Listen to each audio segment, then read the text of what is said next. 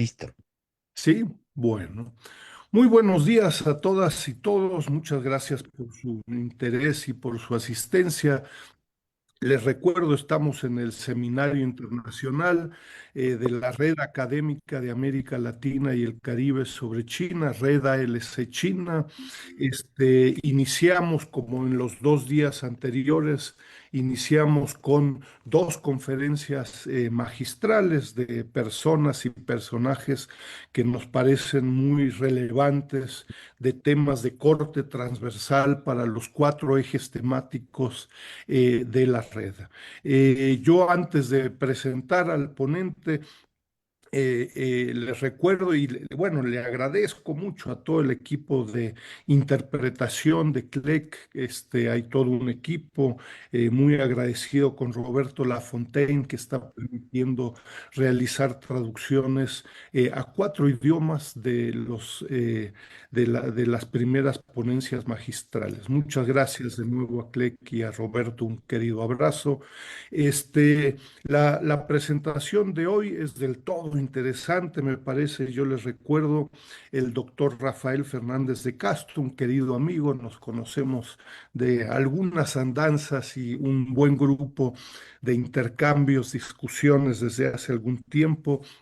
Él es actualmente el director del Centro de Estudios México-Estados Unidos de la Universidad de California en San Diego, un hermosísimo lugar.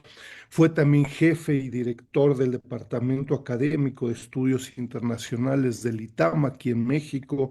Es fundador y director de la revista Foreign Affairs Latinoamérica, que ha tenido un éxito importante. También fue asesor de asuntos internacionales de la Oficina de la Presidencia de México hace algún tiempo. Y bueno, tiene una cantidad de publicaciones, es un especialista en temas de la relación entre México, América Latina y el Caribe con Estados Unidos, y con el beneficio de estar en San Diego.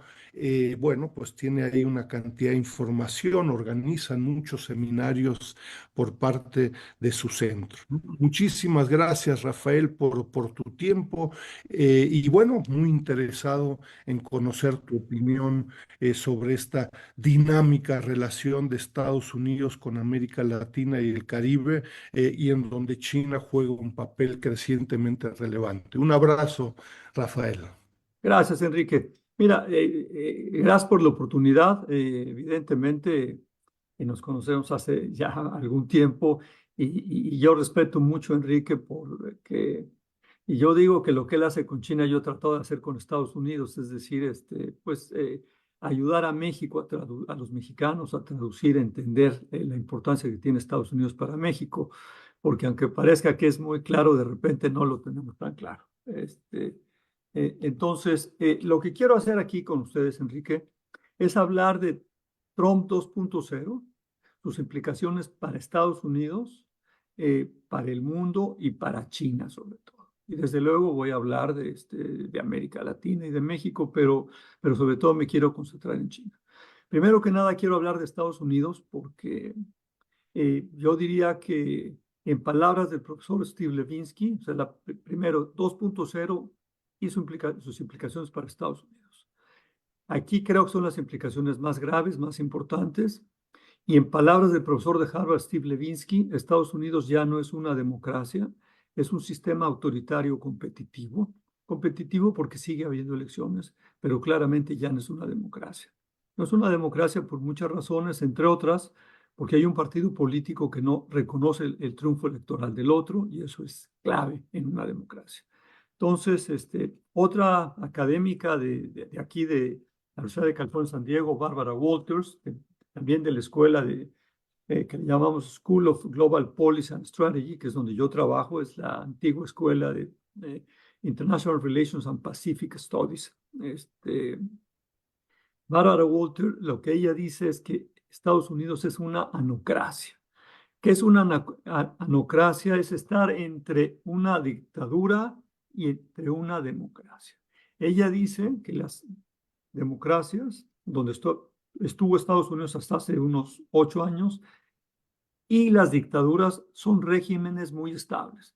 El problema cuando te corres en medio es que entonces las, los sistemas se vuelven vulnerables y puede haber ingobernabilidad. El libro que ha hecho famosa Barbara Walters se llama Cómo empiezan las guerras civiles y cómo podemos detenerlas. Y ella justamente dice que hay la posibilidad de tener una guerra civil descentralizada en los Estados Unidos por muchas razones. Entonces, yo diría lo que está en juego en Estados Unidos ahora es qué tan represiva será el autoritarismo competitivo de los Estados Unidos. Steve Levinsky dice que en la medida en que los críticos de la democracia, en la medida en que los académicos, Enrique, como tú y yo y todos los que veo aquí, eh, sea caro para nosotros el criticar al gobierno, entonces la, el autoritarismo estará más presente. La semana pasada tuve oportunidad de platicar con el profesor de Stanford, Larry Diamond, y lo que él decía, entre más dure Trump 2.0, más daño le hará a la democracia y más tiempo tardará Estados Unidos en recuperar esas instituciones. Entonces, quiero dejar muy claro, evidentemente, el impacto de Trump 2.0 en Estados Unidos en lo interno es brutal, es muy fuerte. Trump 2.0, a diferencia del Trump 1.0, yo diría tiene 4 características. Y eso es lo que voy a hablar en la parte interna. En primer lugar, Trump es un presidente más poderoso y es más poderoso porque tiene los 3 poderes alineados. Evidentemente tiene el Ejecutivo, tiene el Congreso lo tiene con él, tiene en un puño al Partido Republicano y tiene mayorías en ambas cámaras y además tiene a la Suprema Corte con él. 6 de los 9 jueces de la Suprema Corte son conservadores y 3 fueron nombrados por él en su primer cuatrienio. Muy importante tomar esto en cuenta porque Barack Obama en 8 años de gobierno solamente nombró a 2 jueces de la Suprema Corte y Trump tuvo la suerte y la osadía, también hay que decirlo, de en 4 años nombrar a 3 jueces de la Suprema Corte. Entonces, eso es muy importante para él. Y la Suprema Corte de Justicia, el año pasado, cuando Colorado, el estado de Colorado no lo quería poner en la boleta, tuvo un laudo muy importante, que es que un presidente no puede ser enjuiciado por acciones que comete como presidente. Entonces, Trump tiene carta blanca, digamos, para hacer literalmente lo que sea. Entonces, primero que nada, insisto, es un presidente más poderoso. Entonces, Trump está gobernando literalmente sin ataduras. Está gobernando al estilo Xi Jinping o al estilo desde Vladimir Putin o al estilo Erdogan. Es un hombre fuerte del mundo. Él siempre, de alguna manera, cuando fue presidente, en su primera presidencia, él siempre admiró ese tipo de personajes y ahora está actuando como ese tipo de personajes. Segundo y muy importante, es un presidente, es un político más experimentado. Eh, es más experimentado y esto se demuestra en la prisa que tiene para gobernar. Tiene enorme prisa por gobernar porque él sabe perfectamente bien que los tiempos políticos en Estados Unidos son muy reducidos. Él sabe que en noviembre del año que entra, en noviembre del 2026, hay elecciones de medio término. Generalmente el partido en la Casa Blanca pierde la elección de medio término, es decir, el supuesto es que va a perder la mayoría en la Cámara Baja y eso evidentemente le quitaría mucha fuerza para llevar a cabo todo su programa de trabajo y todas sus promesas de campaña, por eso tiene tanta fuerza. Una demostración de cómo este Trump 2.0 es más conocedor es la siguiente. Cuando él tomó posesión por primera vez el 20 de enero de 2017, Trump solamente había nombrado a 300 funcionarios en su equipo. Ahora, cuando tomó posesión el 20 de enero de este año, del 2025, ya había nombrado a 1,300 funcionarios. Un presidente de Estados Unidos nombra en total a 4,000 funcionarios y son 2,000 de estos 4,000 funcionarios los que tienen que ser ratificados por el Senado. Es un proceso muy lento que a veces se toma un cuatrienio completo, pero este Trump 2.0 tiene mucha prisa. En tercer lugar, y eso también es una tercera característica importante, es un Trump más vengativo, es un Trump que él, cuando fue candidato el año pasado, tenía una disyuntiva enorme. O regresaba a la oficina más poderosa del mundo, a la oficina Oval, que es donde despacha en la Casa Blanca, o bien muy probablemente iba a acabar en la prisión. Acabó en la oficina Oval, tenía, digamos, casi una centena de acusaciones, entonces hay que ver esto. Y eso me lleva a algo muy importante, a la cuarta característica de lo que yo veo en el Trump 2.0, y la cuarta característica es que hay un cierto halo de divinidad. ¿A qué me refiero con esto? Bueno, imagínense ustedes, él tiene muchos seguidores en los anglicanos, en los religiosos estadounidenses, en todo el movimiento entre aborto que está lleno de cristianos, de evangélicos y demás. Imagínense una seguidora de Trump que piensa cuando de repente el 6 de enero del 2021 hay una insurrección del Capitolio, hay muertos incluso, y a Trump no le pasa nada. Los republicanos acaban creyendo que esto es una fabricación demócrata, y Trump regresa a la Casa Blanca y a los más de 1.500 gentes que estaban siendo indiciados y algunos de ellos en la prisión, los libera y los vuelve héroes, ¿no? Después de esto, tiene casi 100 acusaciones y no le pasa nada. Y después, siendo candidato, lo intentan asesinar, la bala le roza la oreja y él se levanta diciendo, vamos a seguir luchando, a luchar, a luchar, a luchar. Entonces, la gente, y él a veces se lo cree, y su equipo a veces se lo cree, que tiene un halo divino que Dios lo puso ahí para gobernar, y de repente se comporta así porque entonces su equipo nunca lo contradice. Eso es una cosa muy importante.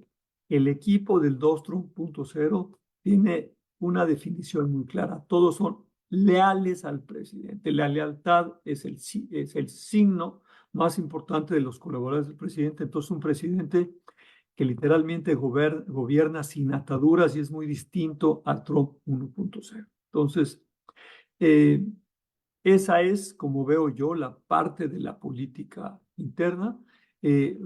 Ya no hay, insisto, estas son palabras del, del profesor de Harvard, eh, Steve Levinsky. Estados Unidos es un autoritarismo competitivo. Sí va a haber elecciones.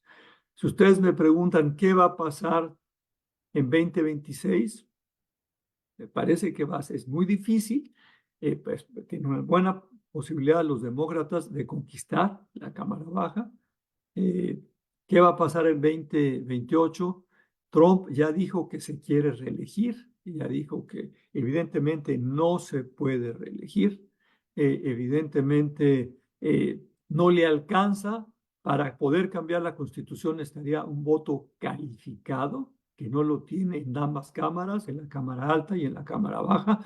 Hay que recordar que en la Cámara Baja solamente tiene 3 votos, digamos,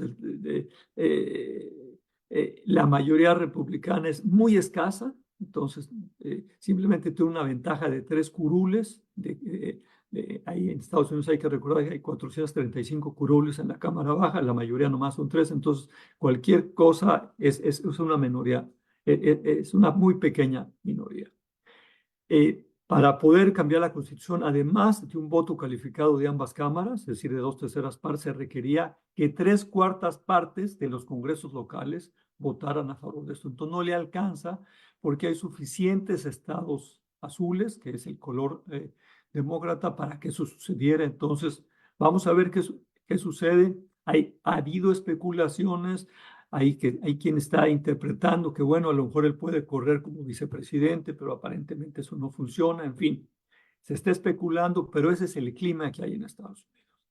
Yo les diría, para acabar esto, que hay un clima de ansiedad, de miedo, por ejemplo, en las universidades de Estados Unidos, porque evidentemente las universidades, lo mismo que la prensa prestigiada, lo mismo que la burocracia alta, el estado profundo que se le llama aquí, están siendo atacadas por Trump. No le gustan porque somos independientes, no le gustan porque somos críticos.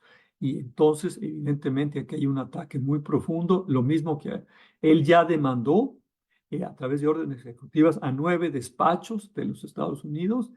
Y para concluir esta parte, les voy a contar una anécdota que dice mucho de cómo se siente el Estado de Derecho en los Estados Unidos. La historia es la siguiente, es una historia que leí en el periódico Financial Times y que me parece muy acertada, y con esto cierro la parte de política interna en Estados Unidos. Esta es una persona que se encuentra una lámpara, y esta lámpara parecía la lámpara de Aladín, una lámpara mágica, y dice, pues no vaya haciendo, la voy a frotar, y la frota y se le aparece el genio, y le dice el genio, amo, tienes 3 deseos. Y entonces el señor, que odiaba a los abogados, le dice, mire, primero que nada, señor genio, quiero que desaparezcan todos los abogados de la faz de la tierra. Y le dice el genio, derecho concedido, ya no hay abogados en la tierra. Y el genio se empieza a desvanecer y le dice el amo, oye, mi deseo 2 y mi deseo 3 eran 3 deseos. Y le dice el genio, demándame si puedes. Eso está pasando en Estados Unidos, es decir, hay un serio problema en el Estado de Derecho, lo que se llama en inglés the rule of law, y entonces hay ansiedad porque hay despachos que no se pueden defender, porque no hay otro despacho que quiera defenderlo, porque saben que es muy costoso atacar o tener un juicio con el trumpismo. Entonces, esta es la parte interna, que me parece, pues, que nos debe llevar a reflexionar, porque no se trata, creo que en México, creo que en el mundo, en América Latina, se está pensando mucho en los aranceles de Trump. No, el trumpismo va mucho más allá de eso. Número 2, yo soy de la idea que el, el trumpismo o el Trump 2.0 representa el final de lo que se conoce como la Pax Americana, es decir, ese largo periodo de estabilidad en el mundo de casi 80 años, desde 1945 hasta 2025, ahorita explico por qué 2022, en que el mundo vive una época de gobernabilidad sin precedentes, sí, liderado por instituciones, eh, eh, con valga la redundancia, con el liderazgo de Estados Unidos, desde las Naciones Unidas hasta el Fondo Monetario Internacional en lo económico, el Banco Mundial en lo económico, y desde luego hasta las alianzas estratégicas como la OTAN, también lideradas por Estados Unidos. Entonces, este concierto que logra Estados Unidos es lo que se está derrumbando, y se está derrumbando por 3 motivos. Primero, por la implosión americana, porque en Estados Unidos se rompió el consenso de hablar con una sola voz en seguridad nacional, porque hay muchos estadounidenses que, como Trump, son aislacionistas y son nacionalistas y no quieren, es decir, les produce escozor, les produce una cosa terrible poder gastar, por ejemplo, en un país internacional, invertir en un país en desarrollo, como lo hace China, o como lo hacía Estados Unidos, en África o en América Latina. Eso es un pecado mortal para este nuevo partido republicano, insisto, aislacionista y nacionalista. Entonces, primero que nada, estamos viendo el final de la Pax Americana, porque se acaba el consenso en Estados Unidos. Hasta hace unos 10 años, en Estados Unidos, demócratas y republicanos hablaban con una sola voz. Hay una frase muy bonita de Dean Rusk. Dean Rusk fue el secretario de Estado tanto del presidente Kennedy como del presidente Johnson, y él decía, la política se acaba al filo del agua. Es decir, cuando Estados Unidos sale más allá de sus costas, ya hablamos con una sola voz. Eso se acaba justamente hace unos 10 años. Recordemos cómo el año pasado el Congreso le autoriza a Biden ayuda a Ucrania para la guerra de Ucrania, pero esa ayuda se tarda 9 meses, casi 10 meses, en finalmente autorizar el Congreso. Cuando ya lo había autorizado, luego no suelta el dinero. Eso evidentemente debilita a los Estados Unidos. Entonces, lo más importante que hay que ver es justamente Estados Unidos, evidentemente, está debilitando la Pax Americana, está debilitando por dentro todo ese entramado institucional que se llama la Pax Americana, o en inglés yo diría The American Led World. Eso se acaba, hay una renuncia. Estados Unidos ya no quiere ser el hegemón, Estados Unidos ya no quiere ser el alguacil renuente del mundo. Le quedan reflejos, sí, porque es el hegemón, porque tiene el ejército más poderoso del mundo, y ahora acabamos de ver que evidentemente la administración Trump medió en el conflicto, en el último conflicto Pakistán-la India, y logra ser el alguacil renuente, pero esto se está acabando, ¿sí? Eso es lo primero. Segundo, y esto es muy importante, creo que en este seminario, y es algo muy importante, ¿por qué el final de la Pax Americana?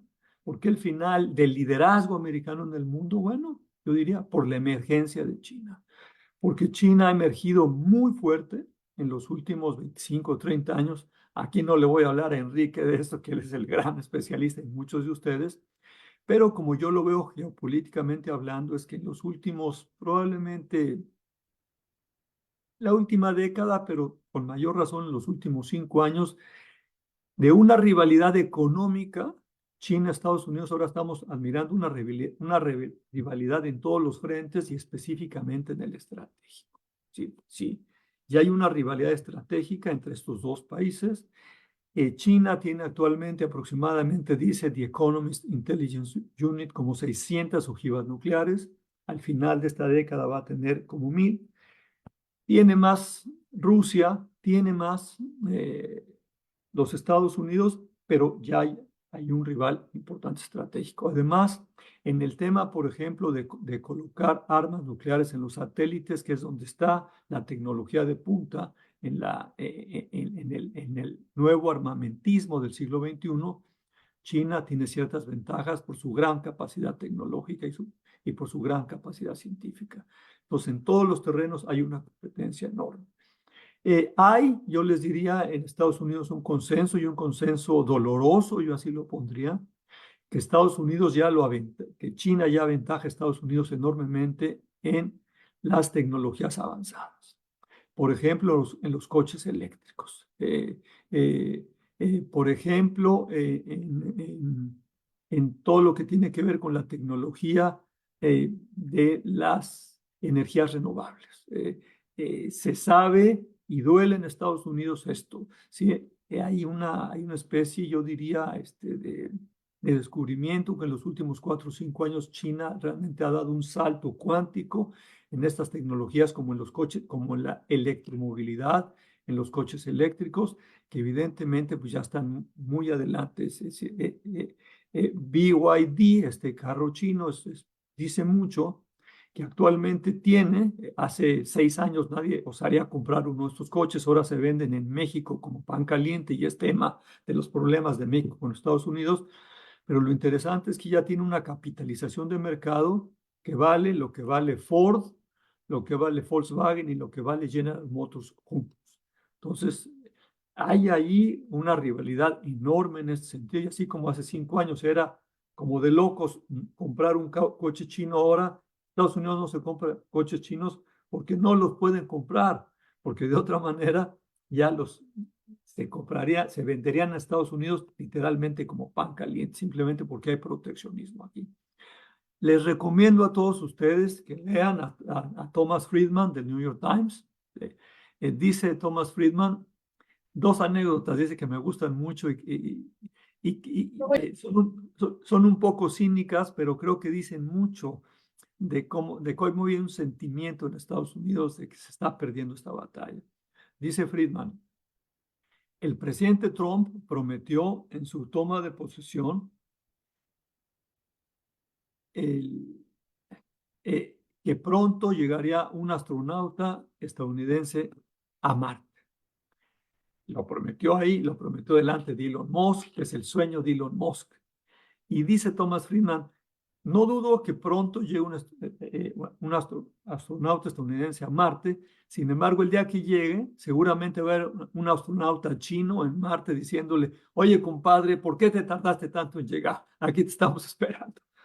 También dice que si Trump sigue sin subsidiar a las, a la electromovilidad, a los coches eléctricos, lo que va a pasar es que dentro de 20 años van a venir turistas a Estados Unidos, como ahora van turistas a Cuba, para ver toda esta flotilla de coches viejos que va a haber en Estados Unidos. Entonces, digamos, lo dicen poco de broma, con un poco cinismo, pero hay preocupación por ese despegue enorme que ha tenido China en todas las tecnologías avanzadas.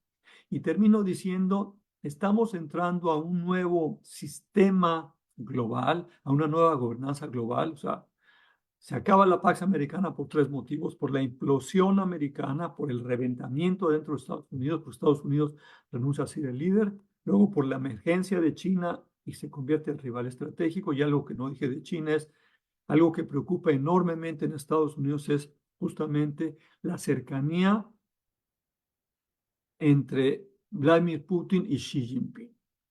El pasado 9 de mayo, en que se reúnen, en que se celebra el Día de la Victoria de la Segunda Guerra Mundial en Moscú, en el Kremlin, y el visitante más distinguido entre varios jefes de Estado es Xi Jinping. Era la reunión número 48 entre Xi Jinping y Vladimir. No la quinta, no la décima, la número 48. ¿Cómo se ve cómo se ve eso desde Washington? Muy sencillo. Hay una cercanía enorme entre Xi Jinping y Vladimir Putin, y lo que tienen en común, esta amistad sin límites, como se llama, o esta amistad de acero, como la han llamado ambos, sobre todo Xi Jinping, tiene mucho que ver con acabar con la Pax Americana, porque Rusia y China consideran que este régimen, el de Bretton Woods, el de dólar como denominación de cambio, el de la OTAN, el de las Naciones Unidas, un régimen liderado por Estados Unidos, no le conviene ni a China ni a Rusia, y entonces eso es el centro de la amistad de estos dos países. Termino. El tercer elemento que explica el final de la guerra, de la Pax Americana, es la tecnopolarización, es decir, la emergencia de estas compañías de tecnología muy avanzadas, como Huawei, como Amazon, como Apple, pero sobre todo como Starlink y SpaceX. Estas dos compañías de Elon Musk. Starlink tiene más o menos el 60% de los satélites en órbita. Es decir, no hay un Estado-nación que rivalice con Starlink. Y entonces, para Ucrania muchas veces es más importante estar bien con Starlink, tener el Internet que le brinda Starlink, que estar bien con el Pentágono. Porque sin el Internet de Starlink, entonces no puede ni defenderse ni atacar. Todos sus drones no funcionan si no hay. Entonces, es muy importante cómo hay un cambio muy importante en la gobernanza del mundo, que yo lo llamo así. Y si ustedes me dicen a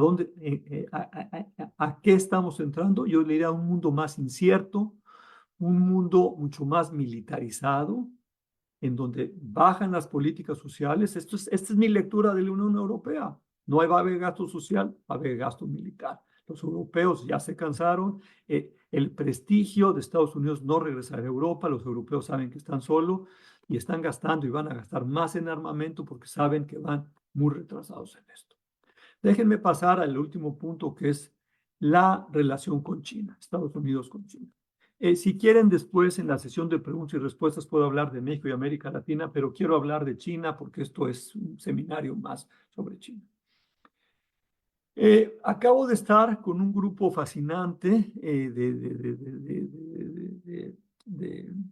líderes chinos que vinieron a visitarnos aquí. Los trajo de Asian Society.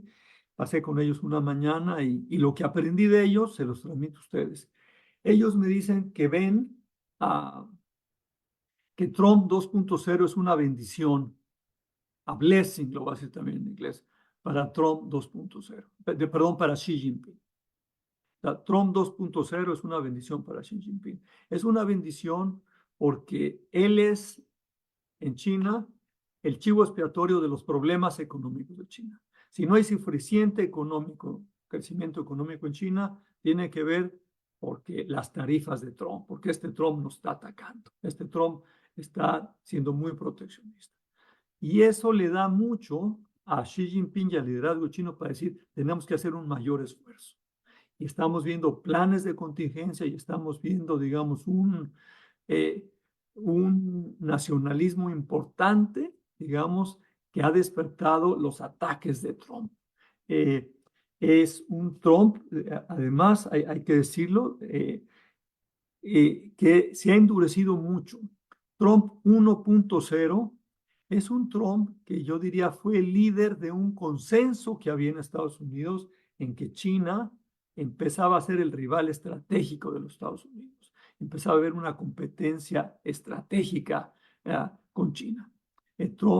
Trump leyó muy bien y había un consenso, y estoy hablando de Trump 1.0, leyó muy bien en 2017 que el único consenso que había en Washington en ese momento en política exterior era que China había dejado de ser un gran aliado y socio económico de los Estados Unidos para convertirse en un rival estratégico. Lo lee bien y evidentemente lanza una guerra comercial con China. Una guerra comercial con China en la cual persiste Biden en sus 4 años de gobierno y ahora este Trump 2.0 que tenemos. Tenemos que es un presidente, digamos, que el rival más importante para él estratégico es justamente China y hay un personaje ahí que hay que poner atención que se llama Peter Navarro. El señor Peter Navarro es un académico que se hizo famoso como profesor de la Universidad de California en Irvine por escribir un libro en 2010, 2011, y es un libro muy simplón sobre esta China, que es una China que le ve la cara a Estados Unidos porque le roba las patentes, porque logra entrar digamos, a la Organización Mundial del Comercio y porque Estados Unidos de alguna manera le permite y lo hace su socio comercial. Es un China que crece enormemente, pero que de alguna manera abusa y le ve la cara a los Estados Unidos. Y esta es la lectura que tiene el presidente Trump de China. Y aquí lo fascinante es que este Peter Navarro, que ya era muy influyente en el trumpismo 1.0, ahora en el trumpismo 2.0 regresa simple y sencillamente como un gran héroe. Como Peter Navarro no quiso declarar en contra de la administración Trump cuando el Congreso tuvo estas audiencias sobre el asalto al Capitolio. Eso le valió que se fuera a la cárcel 4 meses. Purgó una condena por su lealtad a Trump de 4 meses en la cárcel y el día que salió de la cárcel, ¿a dónde creen que voló directamente? A la Convención Nacional Republicana. Y ahí en tribuna habló de lo que venía. Entonces, una gente que en la parte arancelaria y en la parte, digamos, de China tiene un conocimiento, yo diría, una visión muy primitiva de la complementariedad de la relación económica China-Estados Unidos y es una de las voces más influyentes. Entonces, lo que estamos viendo es que efectivamente hay una aceleración del tema arancelario y aunque ha habido una pausa en esto, sí los aranceles son muy altos. Hay que decir que es fascinante cómo China fue el único país que no, digamos que no pestañó. El primero que pestañó fue Trump y impuso una pausa, pero ahí habla mucho de esto, como China sí estaba preparado para esta guerra comercial y como Estados Unidos no estaba preparado para esta guerra comercial. ¿Qué más? Yo les diría que en Estados Unidos la noticia a principios de este año, hace unos 2 o 3 meses, de que DeepSeek, esta compañía china, logra un avance, un modelo de inteligencia artificial con una cantidad que es apenas, digamos, un pedacito de lo de los dineros que se requieren en Estados Unidos para crear modelos de inteligencia artificial, produce yo diría, una alta preocupación. Hace todavía a finales del año pasado, Estados Unidos estaba convencido que llevaba el liderazgo claro en inteligencia artificial. ¿Por qué? Porque sentían que el ecosistema de Estados Unidos de universidades, de empresa, muy Silicon Valley, de mucha competencia, no lo había en China y entonces por ese lado siempre iban a mantener la competencia. Sabían que eran vulnerables en el tema, en el tema electricidad. Ustedes saben que para crear modelos de inteligencia artificial se requieren dos cosas: billones de dólares, o así se pensaba en Estados Unidos, y mucho poder de electricidad. Y en Estados Unidos, como está tan descentralizada la red, no tiene el poder que tiene China de tanta electricidad, porque absorbe muchísima electricidad esto.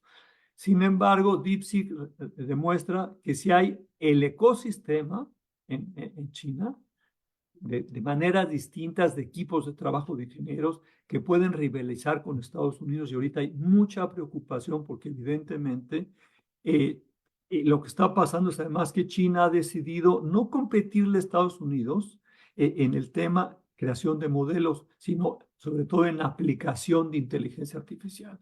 En eso quiere irse mucho más adelante de Estados Unidos, y ya sí hay, yo diría, entre preocupación y aceptación de que China es el gran rival.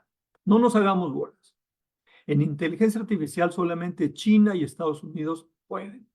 Algunos países, ¿por qué? Porque se necesitan billones de dólares y mucha electricidad y mucha capacidad científica y tecnología. Entonces, solamente algunos países con fondos soberanos como Qatar, como Singapur pueden hacer algo de esto. Algunos países que le están poniendo muchas ganas, sus gobiernos como Canadá y como Francia, pero realmente es un tema entre China y Estados Unidos. Termino diciendo, y con eso termino ya porque quiero dialogar con ustedes, que evidentemente me parece que Trump está siendo un gran aliado de Xi Jinping, que Trump está siendo una bendición, como les dije al principio, para Xi Jinping y para China. ¿Por qué? Porque Trump no solamente está atacando a las universidades, sino que está atacando a la ciencia en Estados Unidos. Porque Trump está debilitando ese ecosistema maravilloso, ese triángulo de acero que había en Estados Unidos, que era empresa privada, universidades haciendo descubrimientos y ciencia, y gobierno federal subsidiando a las universidades.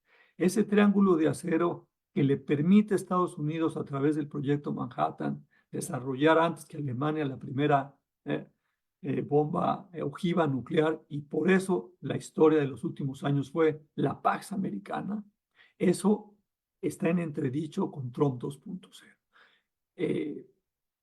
Los ataques no son solamente a Harvard y a las universidades Ivy League. 60 universidades en Estados Unidos tienen recursos presupuestales serios de la administración central. Entonces, esto, además, con la literalmente barrida de un plumazo de todo el soft power que estaba haciendo Estados Unidos en el mundo con la desaparición de USAID, evidentemente son buenas noticias para el rival estratégico de Estados Unidos, que se llama China. Hasta ahí la dejo. ¿Por qué no platicamos? Y desde luego podemos platicar lo que ustedes quieran. Tenemos todavía unos 20 minutos aquí. Si quieren, mándenme preguntas. Tú me dices, Enrique, ¿cómo le hago? Sí, sí, sí, les recuerdo, les he estado recordando por el chat. En fin, por favor, planteen sus preguntas, comentarios, sugerencias, ¿no? Y desde luego, si quieren que hable de México, de América Latina, lo hago, pero quise concentrarme en China. No, no, y fue lo acordado y fantástico. En mi función de moderador, Rafael, a ver, dos breves preguntas, ¿no? Uno, ¿qué escenarios se presentan en el corto, mediano plazo, 2, 3 años, en Estados Unidos?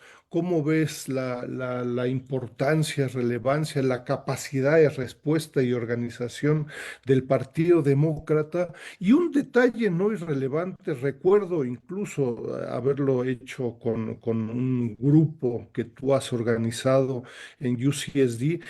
¿Cuál es el estatus de los programas de Biden de 2022, ¿no?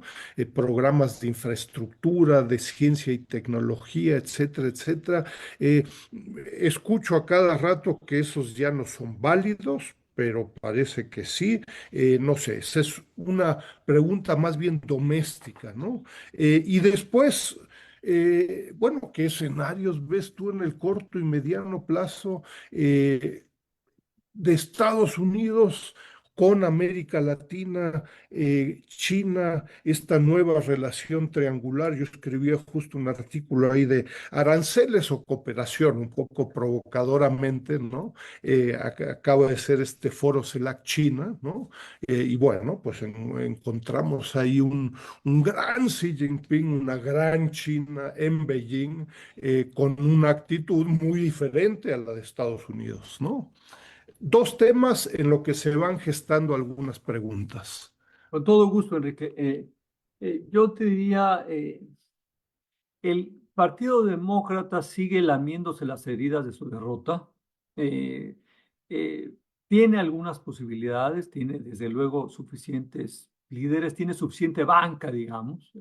No sobran gobernadores jóvenes inteligentes, desde Shapiro, el de Pensilvania, hasta el gobernador Newsom de California, que probablemente sea demasiado liberal, pero hay banca, yo diría hay banca.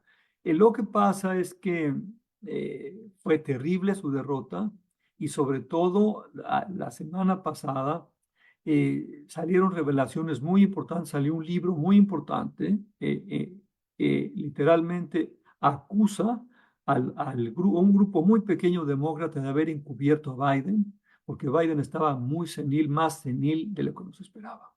Entonces hay revelaciones muy importantes que nos demuestran que realmente hubo en inglés sería un cover-up terrible. Y entonces hay una anécdota que se las platico porque dice mucho, la anécdota dice que empezando la campaña en 2024, muy temprano, el actor de cine que todos conocemos, sobre todo las mujeres, pero, sí, George Clooney, que es un cuate muy guapo y muy galán, uno de los galanes de Hollywood, le hace un fundraiser, una cena de fundraiser a Biden. Él es el anfitrión. Y llega Biden a la cena y no reconoce a George Clooney. ¿Se imaginan ustedes? No lo reconoce a George Clooney. Y entonces, pues, evidentemente hay un cover-up ahí espantoso. O sea, ya estaba mal de sus capacidades Biden. Entonces, es decir, es algo muy fuerte. Entonces, eso sigue provocando muchos choques eh, en, eh, eh, en Estados Unidos, muchos choques. Entonces, pues yo les diría eso, hay muchos, eh, sigue sin curar sus heridas. Kamala Harris le fue muy mal en la campaña, hizo muy mala campaña, además empezó tarde y ahora está tratando de ser gobernadora de California. Entonces uno dice, bueno, pues, ¿hasta cuándo? ¿No? Claramente tendría que haber una renovación. Hay un libro de Ezra Klein, un periodista, que está hablando de cómo eh, los demócratas tienen que pensar muy al estilo Clinton, es decir, muy en un partido que sea muy pensando en la economía, en la eficiencia económica, que regrese a los trabajadores, pero con eficiencia. Entonces, hay ideas, diría yo, pero por lo pronto, pues siguen lamiendo sus heridas. Hay que decirlo, estamos temprano en la administración Trump, pero el problema es que estos están lamiendo las heridas y ya la elección de medio término viene pronto. El año que entra hay elecciones en Estados Unidos y si el Partido Demócrata, es decir, de alguna manera está pasando lo que en México. Lo que están haciendo los demócratas, están criticando a Trump en lugar de proponer un plan alternativo. Entonces, ese es el problema de la oposición, como lo veo aquí, pero de que hay banca, hay banca. Yo lo que diría, digamos, Biden y sus programas, la mayoría se están cerrando, todo lo que tiene que ver con cambio climático. Acuérdense que la ley era la ley de cambio climático, la que crea todos los subsidios. Entonces, o sea, Trump es un gran destructor, es muy bueno para cerrar sus programas. Los mexicanos lo sabemos, o sea, les gusta a los populistas, le gustaba AMLO arrear contra el PRIAN, decía él, entonces ahí hay un tema muy fuerte. Entonces, poco va a sobrevivir y después de 4 años prácticamente nada va a sobrevivir. Es uno de los graves problemas de Estados Unidos, que en lugar de que haya continuidad, sí, hay un tema muy fuerte de Trump, que es la lucha contra el Estado profundo. hay dos Trumps. Quiero explicar esto aquí. Trump no es un tipo ideólogo, no es un tipo con una misión tan fuerte. La misión de él es su ego, la misión de él es ser el genio de la negociación, el ponerte de espaldas y luego decirte, ok, vamos a negociar y ya te gané. Pero hay un equipo ahí, comandado probablemente por el director de la Oficina de Programación y Presupuesto de la OMB en inglés, Office and Management and Budget. Él se llama Russell Boyd. Él fue el principal autor del proyecto 2025. Y como lo resumiría, lo que ellos quieren es yo así lo pondría, lo que ellos quieren es un nacionalismo cristiano, en dos palabras. Es algo muy distinto a lo que conocemos, en donde desde luego los migrantes no caben, y menos los migrantes de América Latina. Y con eso me da pausa para pasar a América Latina. Bueno, sí, Enrique, qué bueno que fue mucho, mucho, mucho, mucho, muy revelador justamente la reunión de la CELAC en China, cómo Xi Jinping se vuelve el hombre amigo, cita un refrán latinoamericano y un refrán chino, diciendo lo mejor que puedes tener en la vida, el gran tesoro de la vida es la amistad. Este, eh, y luego, evidentemente, él se vuelve el responsable en el mundo, ¿no? Entonces, es fascinante que es una reunión a nivel cancilleres, pero van tres presidentes poderosísimos de América Latina. Ahí está. Le suben el nivel. Lula de Brasil, Petro de Colombia y Boric de Chile, ¿no? Es algo Bueno, y Xi fantástico. Jinping de China. ¿Eh? ¿Eh?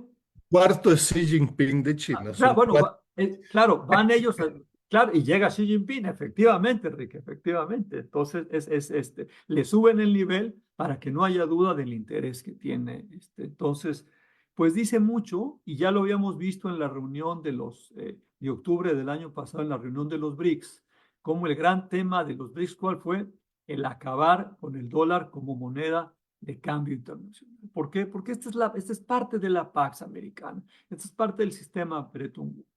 Entonces, pues sí, lo que vemos por parte de Estados Unidos es un enorme abandono de abandono, yo diría, de América Latina a un Estados Unidos no confiable, incluso un Estados Unidos a veces peligroso para el mundo, que es como lo está viendo Europa. Es decir, en Europa, digamos, Estados Unidos ya no es un socio confiable y a veces puede llegar a ser un socio hostil o un país hostil. Eso está sucediendo lo mismo en América Latina y entonces, pues evidentemente ese prestigio de Estados Unidos se está dilapidando, pero digamos, a pasos acrecentados. Hasta ahí la dejaría a ver si hay otros. Creo que ahí hay una Pues pregunta más sobre hay México. ya todo un grupo de preguntas desde las 9:39. No sé si tú lo veas, pero está José Vargas. No, no lo veo, pero déjame, me meto si quieres. Eh, Pero, ca- en lo ah, que ah, lo revisas, te lo doy. Dice, pregunta, ¿cambió Trump a la industria manufacturera de Estados Unidos en su primer mandato? Y Gilberto Castellanos, ¿cuál es la probabilidad de que ocurra una guerra civil en Estados Unidos, ¿no? Dos de las que, y después hay varias otras, ¿no? bueno, la guerra civil en Estados Unidos, de eso habla Barbara Walters. Si no ha leído el libro, que se llama How Civil Wars Start and How to Prevent Them. Es un gran libro publicado en 2001. Bárbara es mi compañera, somos compañeros de la misma facultad. Eh, lo que ella dice es lo que les decía de la anocracia. Es fascinante el libro porque el libro habla, ella participa en un ejercicio con la CIA y es un ejercicio que hacen 100 años, digo 10 años, y analizan más o menos a 100 países y ven las variables de cuáles son los países más ingobernables donde puede haber guerras civiles. Y esos son las anocracias. Entonces el libro de Bárbara empieza con el siguiente hecho histórico, que es una especie de anécdota. Eh, en el último año de Trump 1.0, o durante hubo un grupo de una milicia armada, una célula de una milicia armada en el estado de Michigan, que tenía un plan para secuestrar, para enjuiciar y para ejecutar a la gobernadora Whitman de Michigan. ¿Por qué? Porque había sido muy dura con todo el tema, digamos, del COVID. Había mandado el distanciamiento humano y eso no les gustaba porque estaba infringiendo en las libertades individuales. Entonces, esta especie de guerrilla, o sea, grupo armado de extrema derecha, afortunadamente se dio cuenta el FBI y todos están en la prisión. Pero dice Bárbara que si han logrado esto, en Estados Unidos se hubiera desatado una guerra civil descentralizada. Y una gran preocupación de Bárbara, y la estoy citando a ella y el especialista en esto, es que en Estados Unidos hay casi 1,000 grupos armados, la mayoría de extrema derecha, algunos también de extrema izquierda, y la verdad de las cosas cada vez tienen más poder. Esos grupos armados, unos de ellos los Proud Boys, los First Authors, se llaman los otros, que participaron muy activamente y fueron los líderes en la rebelión del Capitolio, ahora son héroes del trumpismo 2.0. Entonces sí hay problemas, sí hay debilidades, sí hay. Por otro lado, también me parece que la democracia americana también está mostrando ser muy resiliente. No cabe duda que las cortes están frenando al trumpismo, no cabe duda que pues ha habido mucho más de 100 laudos de cortes, muy rápidamente están actuando. Y entonces vamos a ver, estamos claramente muy cerca de una crisis constitucional, y esto es cuando hay pleito entre dos poderes en el gobierno. Vamos a ver qué sucede, pero yo les diría que sí siento, que sí se ve que la administración Trump está atenta y no le gusta lo que está viendo de las cortes. Hay ataques fuertes a las cortes, pero yo les diría que por lo pronto al nivel federal están funcionando bastante bien las cortes. Me lees otra, Enrique, porque Y mira, no la sé leer. estamos, bueno, en la Estamos por parte. acabar. Si me lees un par Así más, es. porque Yo te diría dos grupos de preguntas, una por parte de Jorge Ribeiro. En tu opinión, y desde San Diego yo diría, pues, ¿cuáles son buenas instituciones, referencias para entender la relación de Estados Unidos, América Latina y China, ¿no? ¿Cómo puede un estudiante estar al tanto desde tu perspectiva? yo diría que hay, muy sencillo, no muy sencillo. Yo diría que hay una producción fascinante, eh,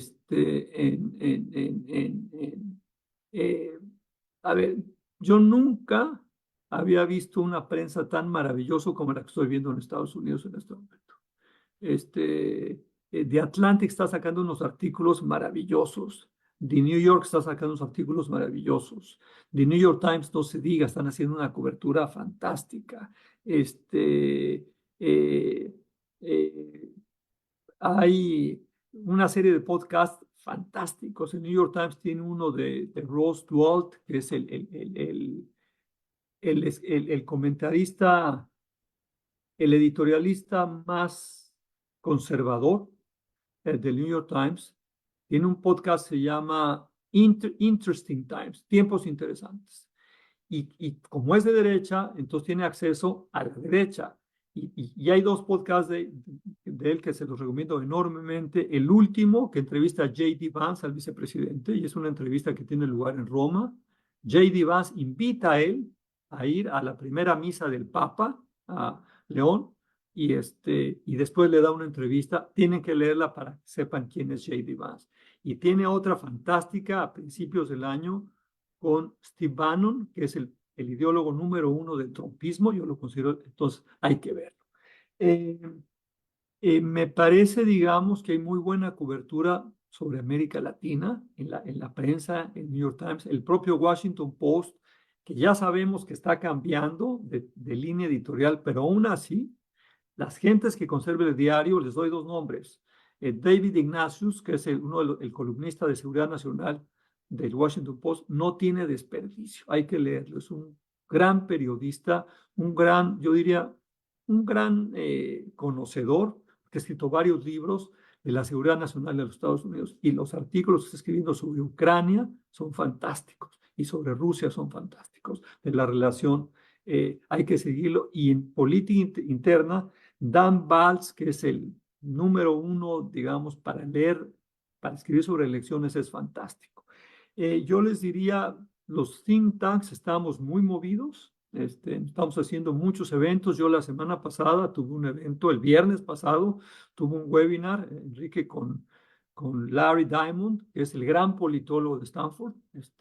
Y la verdad, me escribieron muchos estadounidenses para decirme, oye, Rafael, qué bueno que estés haciendo estas cosas. En inglés fue esto. Entonces, sobra la información. Déjame acabar con esto, Enrique.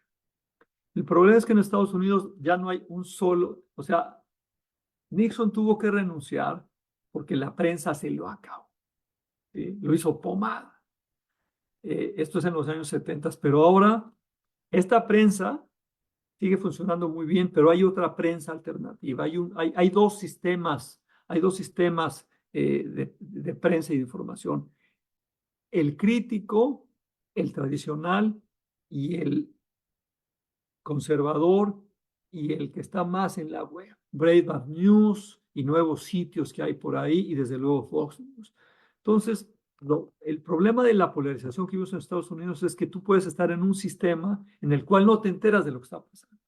Si tú lees estos de Atlantic, está una revista que tiene más de 100 años, que está sacando unos artículos fantásticos a diario, y unos podcasts maravillosos. O sea, hay mucho que enterar, pero hay el otro. Y evidentemente Trump es fantástico, pero fantástico, y con eso termino. A ver, si a Trump le está yendo bien, es porque es un político incansable, porque es un político que tiene mucha sensibilidad de lo que la gente necesita.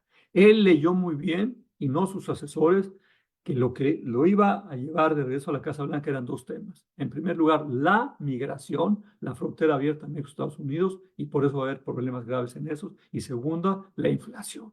Lo sintió, y sin importarle nada se fue por ahí. Entonces, tenemos ante sí a un político, hay que decir, que tiene mucho carisma y mucha sensibilidad de lo que quiere el elector. Y hasta ahí la dejo, Enrique. Te agradezco por Bueno, la confianza de hablar con este grupo tan distinguido de académicos de toda América Latina y del mundo.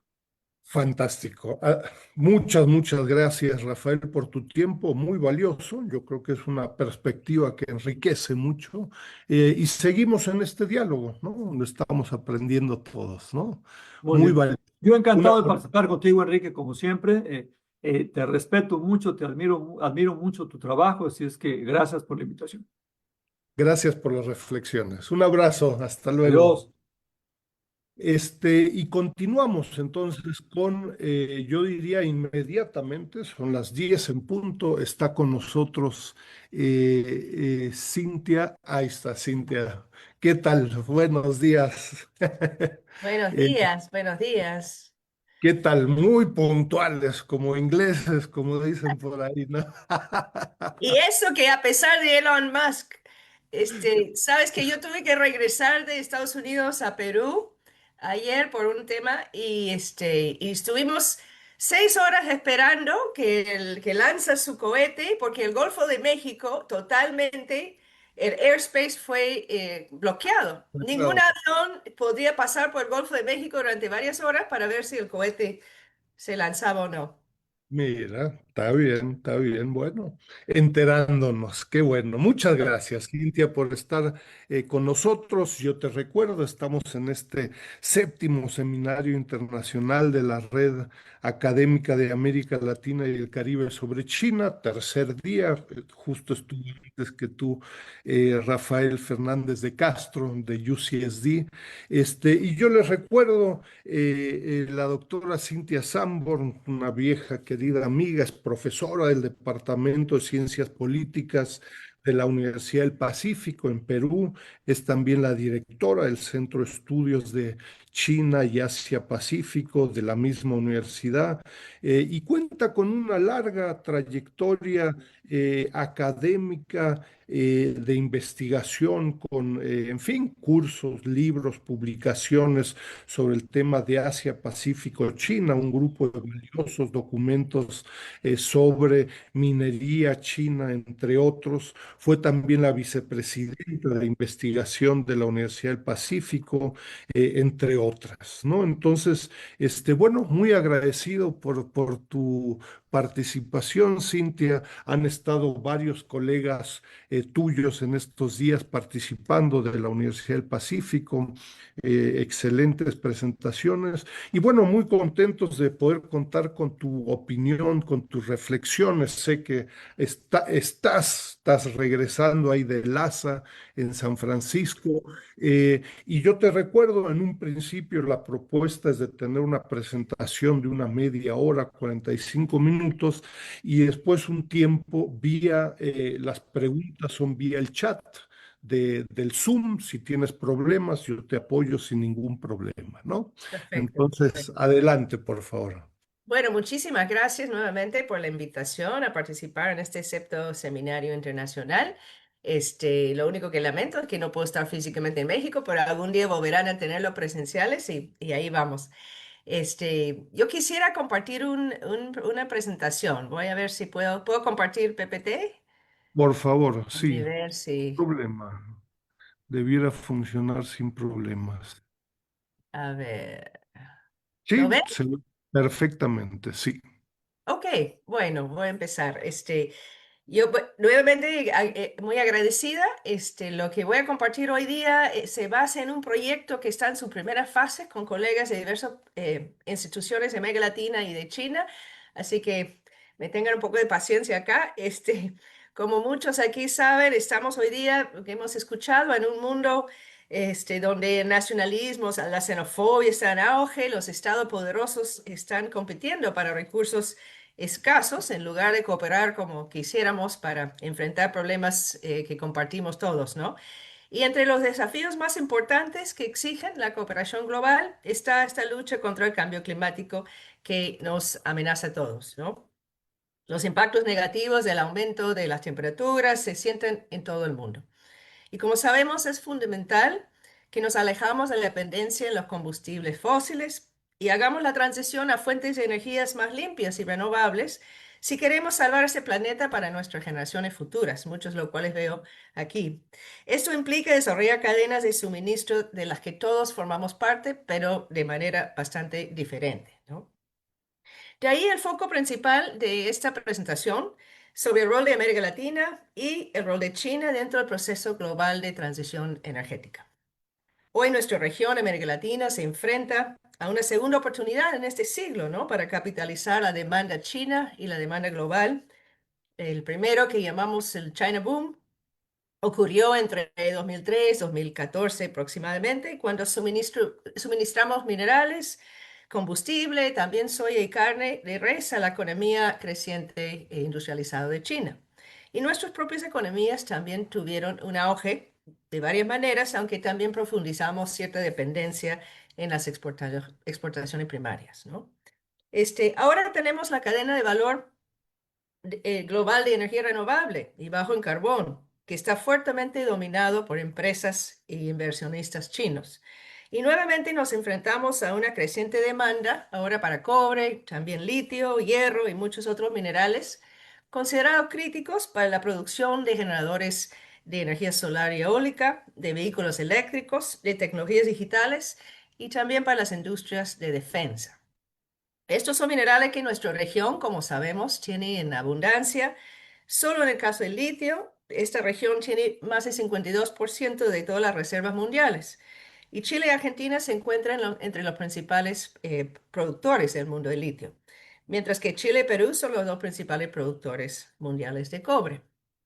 Sin embargo, la extracción de minerales en América del Sur no ha sido una base confiable para el crecimiento sostenido y el desarrollo equitativo en el pasado en nuestra región, y los auges de las materias primas han tendido a debilitar la capacidad de nuestros estados. reducir nuestros esfuerzos de diversificación y acentuar los riesgos sociales y ambientales endémicas de un modelo extractivo de desarrollo. Entonces, una pregunta importante es si podemos evitar esta situación esta vez, si podemos llevar a cabo políticas y estrategias para lograr un mejor equilibrio entre nuestra dependencia en exportaciones minerales, el deseo de ascender en la cadena de valor y el imperativo de buscar una mejor gobernanza ambiental y social. Todos esos son componentes de lo que consideramos una transición energética justa. Y relacionado con esto, la pregunta central acá, ¿qué papel puede jugar China en estos esfuerzos? Esta pregunta se impulsa en este importante proyecto de investigación coordinado por nuestro centro, centrado en la transición energética global, China y América Latina. Es una colaboración con el Center for Global Development Policy de Boston University, nuestros colegas en varias aventuras previas de investigación, colegas del programa de investigación sobre financiamiento público para el desarrollo de la Universidad de Beijing y colegas de Flaxo Argentina, Pontificia Universidad Católica de Chile y Pontificia Universidad Javeriana de Bogotá. Ahora, quiero un poco recordarnos del China Boom reciente y preguntar cuánto ha cambiado, cuánto no ha cambiado en esta nueva fase que nos encontramos, ¿no? El primer boom implicó grandes y a medidas difíciles procesos de aprendizaje por todas partes. Y como nos recuerda el excelente informe recientemente publicado por CEPAL para el foro CELAC, que entiendo que el profesor Dussel tuvo un rol central como autor, América Latina sigue siendo la región más desigual del mundo, con poca capacidad para el crecimiento sostenido y débil capacidad institucional, con estados patrimoniales e importantes poblaciones indígenas y pobres, históricamente excluidas, muchos de los cuales se superponen ahora con proyectos que otorgamos a inversionistas extranjeras. En 2008 se elaboró el primer libro blanco en el cual se esbozaba la visión de Beijing y su compromiso para nuestra región, cuando las empresas chinas aún estaban aprendiendo a navegar por la economía política, el entorno normativo e institucional de nuestros diversos países. Con China creciendo a ritmo acelerado, nuestras élites buscaron activamente oportunidades comerciales para acceder a ese enorme mercado chino y también para atraer inversión directa a China, ¿no? Ofreciendo diversidad de opciones para hacerlo. Recordamos que van desde la asociación con empresas estatales latinoamericanas, como las de Brasil, Chile o Venezuela, hasta la venta directa de nuestros recursos naturales a nuevos propietarios. Este último fue el caso de Perú, donde yo vivo, donde las empresas estatales chinas compraron concesiones de cobre y de hierro que antes eran propiedad estatal. Solo en 2015, Perú había traído casi 23 mil millones de dólares en inversión directa a China, la segunda más grande de América Latina después de Brasil, altamente concentrado entonces en minería y hidrocarburos. ¿Cuáles fueron los resultados de este primer boom chino? Por un lado, había una diversidad considerable de relaciones, empresas y situaciones. Quedó claro que no había una sola forma china de hacer negocios en nuestra región, ni una sola forma unida de América Latina de hacer negocios con China. Algunos países, como Chile y Perú, aprovechamos mejor el compromiso, el creciente compromiso con China como parte de su orientación más amplia apertura comercial con el mundo. Los acuerdos de libre comercio, el seguimiento de reglas de mercado trajeron consigo un auge de balances comerciales positivas y crecimiento económico. A otros países no le fue tan bien, como Venezuela y Ecuador, y sus empresas estatales acumularon enormes deudas con China a través de acuerdos de Estado a Estado que los comprometieron con la producción continua de petróleo a futuro. Sin embargo, esta carrera para los recursos, como algunos lo llaman, exacerbó en general nuestra dependencia en exportaciones primarias y del uso continuo de combustibles fósiles. Y aunque las empresas chinas que llegaron a América Latina eran diversas en términos de sus estructuras y propiedad y historia, enfrentaron algunos desafíos comunes.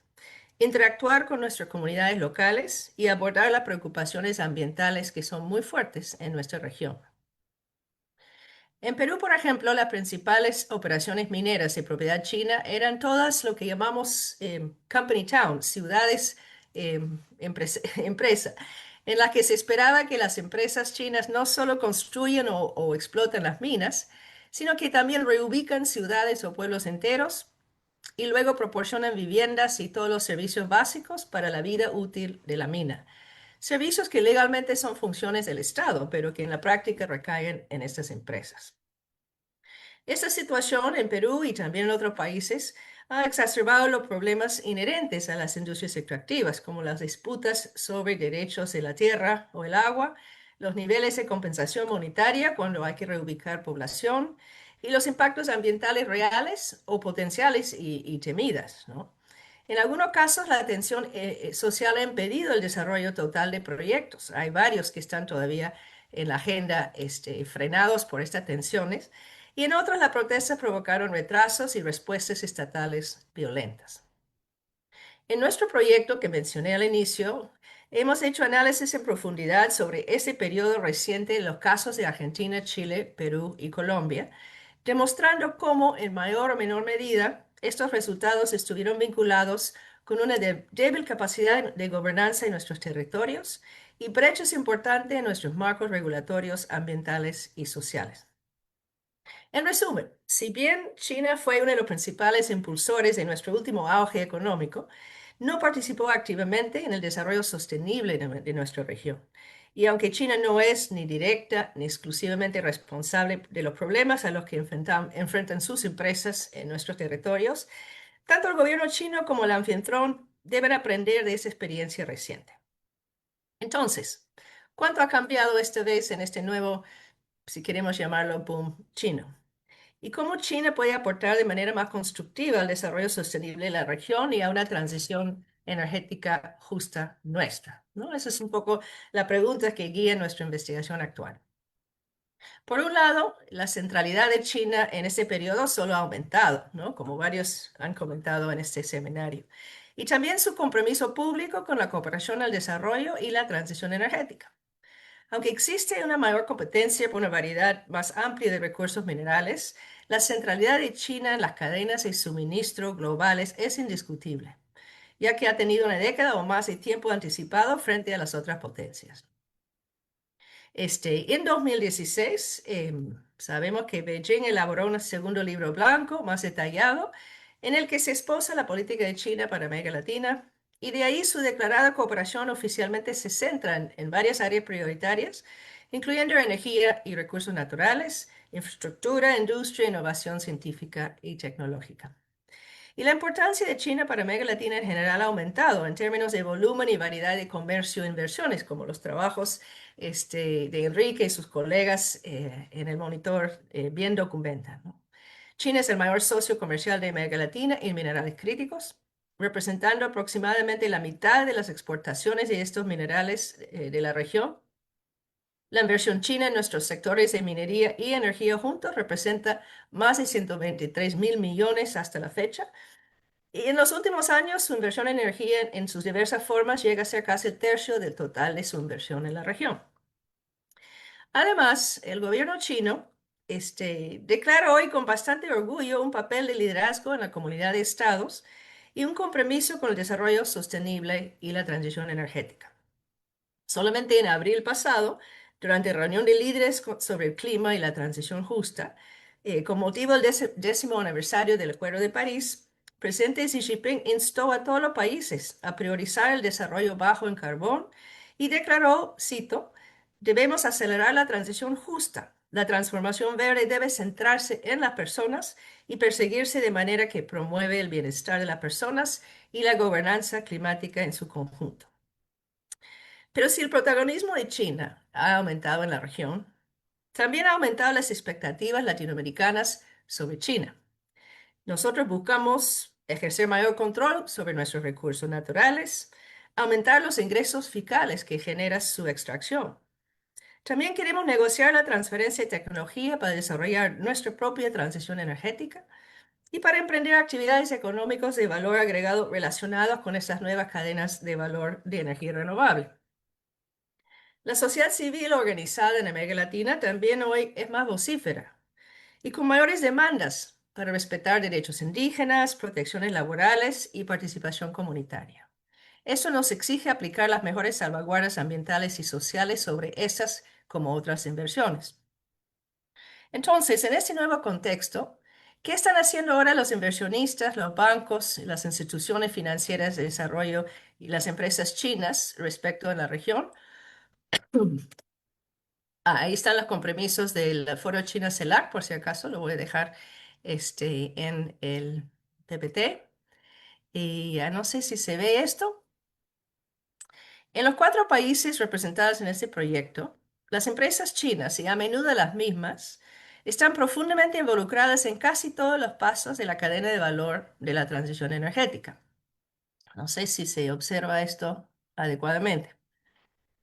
Con diferentes concentraciones en todos los ámbitos como se ven acá, desde la extracción y procesamiento de minerales hasta la producción y distribución de energía y la construcción y operación de centros hidroeléctricos, parques eólicos y solares, ¿no? Quizás la única, el único ámbito donde no están presentes a menos en este caso, es en la fabricación industrial de equipos.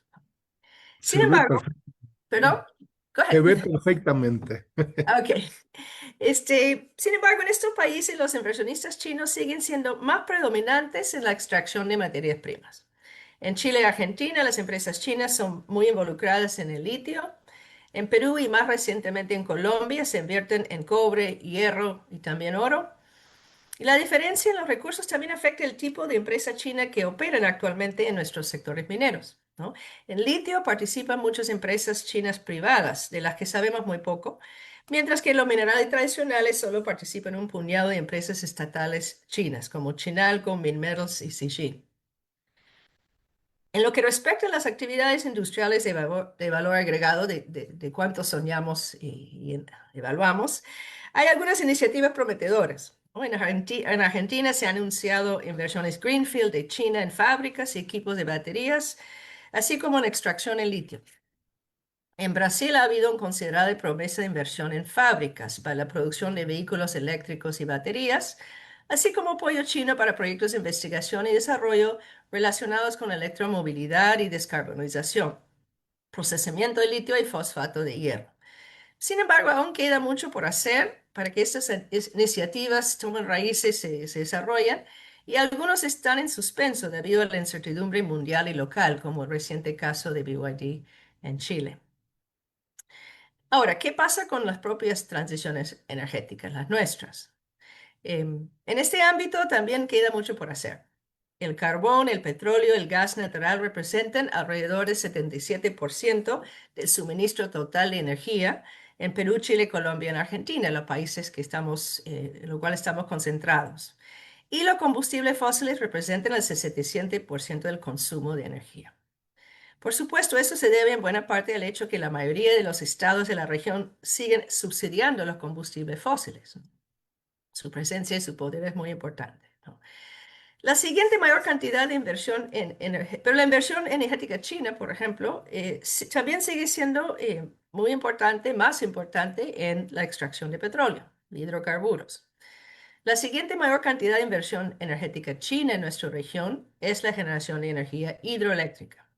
Las centrales hidroeléctricas en manos de gigantes empresas estatales como China Three Gorges, Power China, Sinohydro, dominan la participación energética china en Argentina, Perú, Colombia, y así como también en Brasil.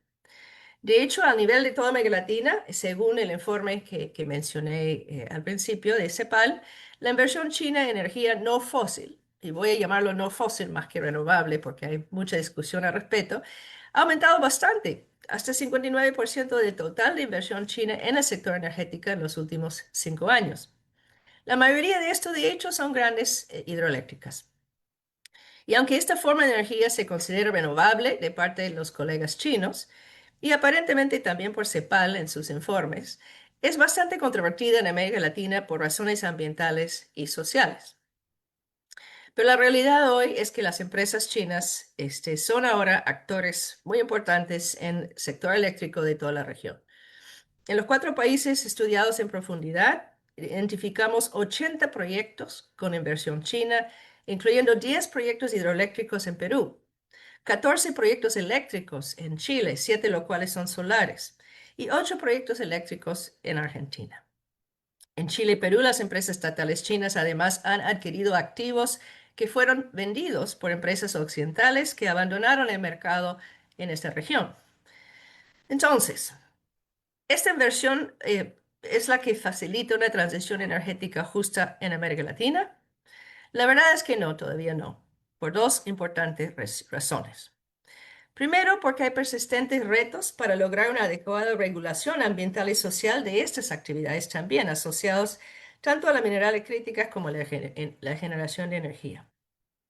De parte de los gobiernos nuestros, en los países bajo estudio, por ejemplo, existen versiones avanzadas del derecho a la consulta previa de la población indígena, incorporando el OIT 169 en nuestras legislaciones, y también para la participación ciudadana en todas las fases de inicio y desarrollo de los proyectos, tanto minería como hidroeléctricas. Sin embargo, en Argentina, Chile, Perú y Colombia, hay poca capacidad y a veces poca voluntad de respetar esos derechos en la práctica. En demasiados casos tenemos élites temerosos de los ciudadanos, temerosos de consultar a las comunidades e informarlos adecuadamente. Y cuando hay compromisos genuinos, y los hay conflictos de interés y falta de continuidad en los esfuerzos realizados, ¿no? Perú quizás es un caso extremo en lo cual los gobiernos negocian con las comunidades, con el pueblo indígena que en sus territorios, después se cambia el ministro, se cambia el gobierno y se vuelve a foja cero, ¿no? Y esto genera mucha frustración y dificultad de respetar estos derechos eh, que son formalizados, ¿no? En el caso de Argentina, además, existe una falta de coordinación entre diferentes niveles de gobierno, lo que hace que la supervisión sea débil y se generen impactos sociales que podrían evitarse. En Chile, los proyectos hidroeléctricos también han dejado lecciones importantes. Cuando no ha habido consulta previa y respetuosa con las comunidades, sobre todo en el sur de Chile, sobre el uso de sus territorios, y cuando la energía generada se orienta más a intereses industriales que comunitarias, surgen con fuertes conflictos entre empresa, gobierno y comunidades, ¿no? Por otro lado, y voy a tomar un poco de agua, de parte de China, como vemos en el trabajo de mi colega Kehan Wang, que está acá con nosotros también y que está estudiando el lado chino de esta ecuación, observamos creciente énfasis en gobernanza ambiental y social de parte de sus autoridades, ministerios y oficinas bajo el Consejo de Estado, que ha demostrado en un trabajo reciente más de una decena de normas y principios rectores que potencialmente implican empresas chinas en el exterior, y cierta tendencia a introducir pautas obligatorias y no solo voluntarias para las empresas. También hay iniciativas de parte de asociaciones y gremios empresariales chinos, especialmente el CCCMC, el gremio, uno de los gremios más grandes de minería y metales, que ofrece apoyo a sus miembros para realizar debida diligencia en sus inversiones. Y The Critical Minerals Initiative, RCI, que anuncia un posible piloto de un mecanismo de resolución de conflictos con comunidades cuyos derechos han sido violados por una empresa china, ¿no? Cuando la empresa misma no tiene complaint mechanisms, el gremio y esta organización ha llegado a ello, va a pilotear un esfuerzo de tener un mecanismo de complaint, ¿no? Los hemos visitado hace poco en China, es bien interesante lo que están haciendo. No obstante, Kehan y otros observan una implementación fragmentada también de las normas chinas entre sus diversas instituciones y una forma selectiva de demostrar que sus prácticas ambientales y sociales, especialmente con las operaciones lejanos en el extranjero. Mecanismos débiles de remediación de daños sobre todo, y una evidente priorización de intereses corporativos chinos por sobre los derechos locales de las comunidades. Hace falta entonces reforzar la implementación en las empresas grandes en el exterior, y los bancos públicos de desarrollo chino también necesitan reforzar la implementación de sus salvaguardas ambientales y sociales, ¿no? Pero el movimiento que vemos en China, decenas de normas y pautas que se están implementando, nos da bastante esperanza. Ahora, ¿por qué los retos para una transición justa en nuestra región siguen siendo enormes? Por un lado, por esa difícil implementación de las normas sociales y ambientales, la protección de derechos, y también por lo que llamamos la propia pobreza energética en nuestra región. Seguimos enfrentando deficiencias energéticas bastante grandes, ¿no? Que afectan sobre todo poblaciones más vulnerables. Millones de latinoamericanos no tienen acceso efectivo a la electricidad, dado la distribución desigual, los altos costos o la desigualdad del servicio. Si bien existen iniciativas prometedoras a nivel comunitario, por ejemplo, en Colombia vemos las comunidades energéticas, también vemos en varios países proyectos pilotos con apoyo del BID para proporcionar tecnología verde y capacitación a pequeños productores. Esas iniciativas necesitan mayor financiamiento, scaling up, y apoyo para ser ampliados en la región. Pero en su mayor parte, los gobiernos de ambos lados no están explorando estas formas en las cuales las inversiones chinas podrían promover alternativas de energía para las comunidades más necesitadas, sino se están enfocando más en operaciones a gran escala para alimentar la industria. Según el BID, para llenar la brecha de infraestructura en el sector eléctrico, los países latinoamericanos necesitamos casi 600 mil millones de dólares para construir nueva infraestructura, para generar, transmitir y distribuir energía y para reemplazar activos obsoletos.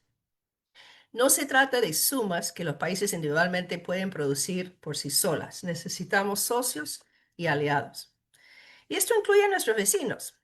A primera vista, América Latina tiene todos los ingredientes para la cooperación regional en provisión de energía eléctrica, así también para desarrollar cadenas de valor regionales en tecnologías verdes, potencialmente liderado por empresas chinas y respaldado por instituciones financieras de desarrollo chinas y latinoamericanas.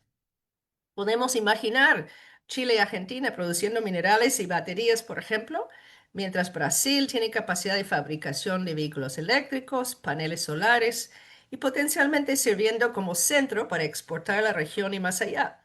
En conexión, por ejemplo, ¿por qué no con el nuevo megapuerto de Chancay en Perú y el parque industrial relacionado a ellos, reduciendo costos y tiempo para el comercio directo con Asia? De hecho, documentan dos investigadores para nuestro proyecto, Felipe Irarrázaval y Martín Ovalle, que hay numerosos acuerdos en el papel para cooperación en maneras críticos y cadenas de valor relacionados entre los estados de América Latina. Sin embargo, esas iniciativas siguen siendo insuficientes y poco coordinadas, limitando su potencial transformador.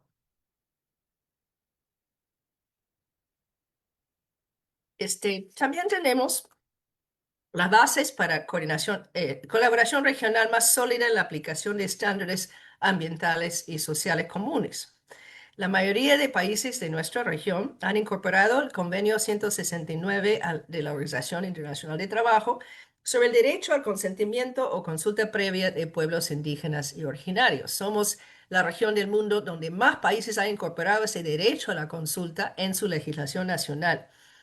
Además, varios estados en América Latina hemos unido la iniciativa para la transparencia de las industrias extractivas, el EITI, estableciendo estándares voluntarios para transparencia de ingresos, contratos, etcétera, y involucrando las más importantes empresas chinas en minerales y petróleos en esa iniciativa, como ha sido el caso de Perú.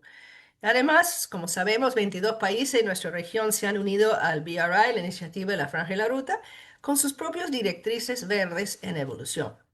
Es decir, hay bases comunes también para tener nuestros estándares más homogéneos y comunes frente a cómo gobernar estas actividades, ¿no? Pero a pesar de esos esfuerzos, encontramos sorprendentemente poco progreso real por parte de nuestros gobiernos para hacer realidad la colaboración regional práctica en materia de minerales críticos, energía renovable o erradicación de nuestra pobreza en energía básica. También son limitados los esfuerzos para involucrar a los chinos y sus grandes empresas estatales a nivel regional, desde la perspectiva de cadena de valor. En cambio, cada país sigue buscando relaciones bilaterales y tratos con China y otras potencias con diferentes grados de agencia y regulación del sector público. Entonces, para cerrar esto, la demanda de minerales críticos se multiplicará por mucho en los próximos años, ¿no? A medida que los inversionistas, sus bancos, sus estados siguen el camino de la transición energética con más o menos intensidad. La tarea de establecer métodos de producción sostenibles e inclusivos para los diversos eslabones en estas cadenas de suministro es urgente para los países de origen, la mayoría de los cuales estamos en América Latina, África y Asia, si queremos seguir avanzando hacia los objetivos de desarrollo sostenible. Sin embargo, cuando hablamos de una transición energética justa, también debemos garantizar que las personas tengan control sobre sus propios territorios y acceso a la energía para las comunidades y sus hogares. Esos aspectos siguen estando demasiado ausentes en los debates existentes. Nuestra investigación está en una fase inicial, con estudios de caso en profundidad de la transición china, sus demandas, la evolución de sus salvaguardas y medidas regulatorias en nuestra región y en estas cadenas, ¿no? Un aspecto fundamental es el intercambio con los pares en China y conocimiento de parte de ellos a nuestras diversas realidades, ¿no?